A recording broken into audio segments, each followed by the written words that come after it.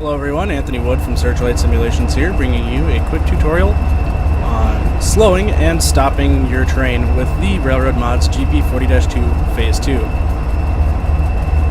Some things to keep in mind while operating this locomotive is that it has a semi-realistic brake simulation. I say semi-realistic because it could not be fully implemented to have things such as your independent actuation at this time, as the core simulation does not allow for your independent brake to be actually bailed off in the first place. Another thing to keep in mind is that because of this realistic simulation, you have something called brake pipe propagation. This will mean that any reduction or increase in brake pipe pressure will take time due to the nature of the Westinghouse air brake. Because the brakes are set up and released by increases and decreases of brake pipe pressure across the whole train, as well as increases and decreases within the auxiliary reservoir of each individual car and locomotive, it will take time to set up your train, approximately 10 seconds per 10 cars. So about a second per car for any changes to be seen within the train itself. So things to note while operating this locomotive specifically is that it has dynamic brakes and that they are quite effective, but not an AC locomotive. You will not be bringing your train to a complete stop with these by any means. However, they are very effective at controlling your train's speed. So in this case, I am going about 33 miles per hour and I want to slow down to 30 or 25. I am more than capable within 10,560 feet to slow the train down using just the dynamic brakes. However, if you are running a train such as this one that is extremely heavy, you will need to supplement this with air. So I will reduce my throttle to idle, and I will hold this for 10 seconds as it says on the control stand to allow all the power to come out of the traction motors.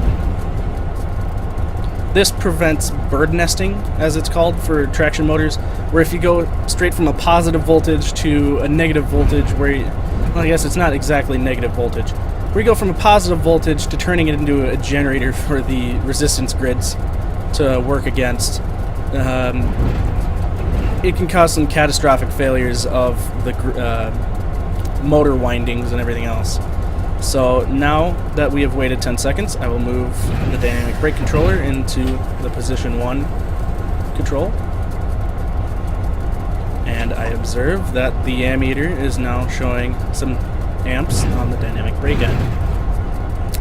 If you also notice, when I put on the dynamic brakes, you could see the cab jolt forward a little bit. That is the slack of the train running in.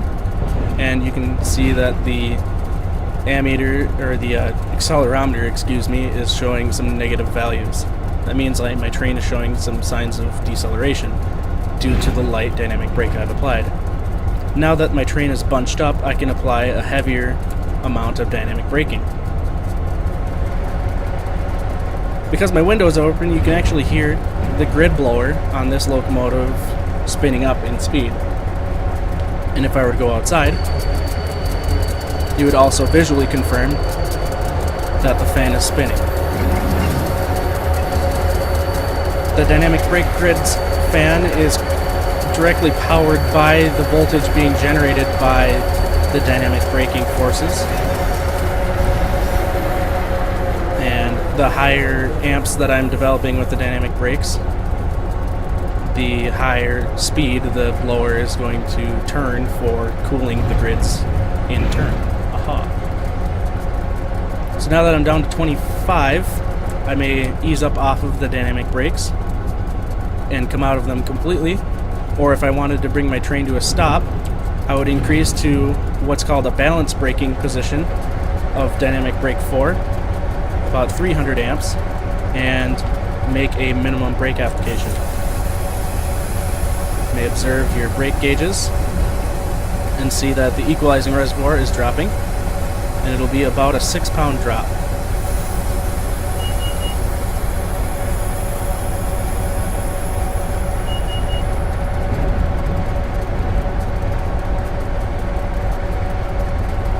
From there, you may increase your dynamic brake effort.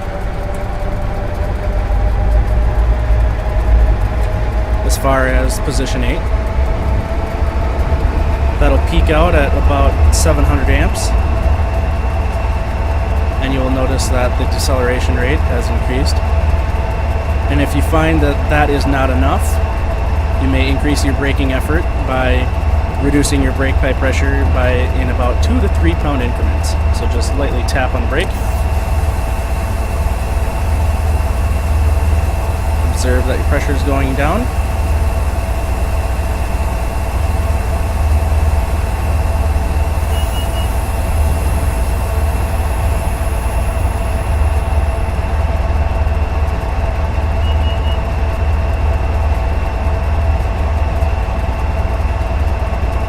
Train is slowing to a nice realistic stop.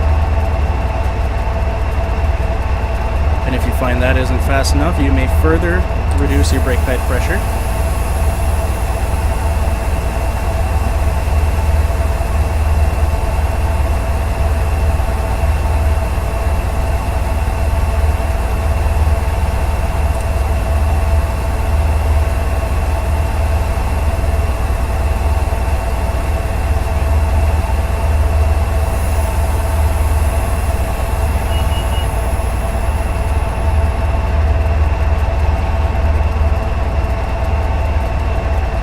Now I have a 15-pound reduction of my brake pipe.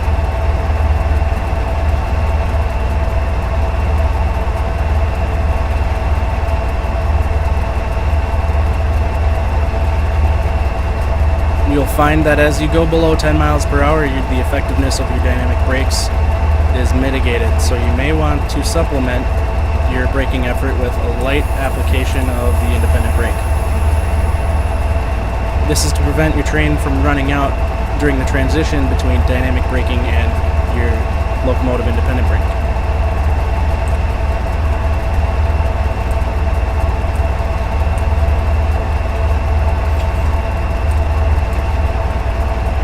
You'll want to reduce your dynamic brake and increase your locomotive brake until it is fully applied.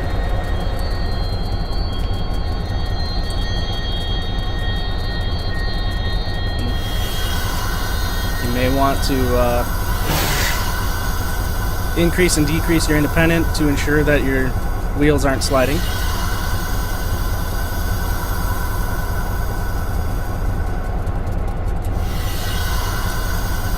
And you have come to a nice, easy stop. You'll find this more or less difficult depending on what kind of cars you're hauling and how long your train is, as well as your train's tonnage. If you are running light power, your train will come to a very quick stop. And if you were running a heavy train like this, you'll see that it took about 1.5 miles to come to a nice gentle stop.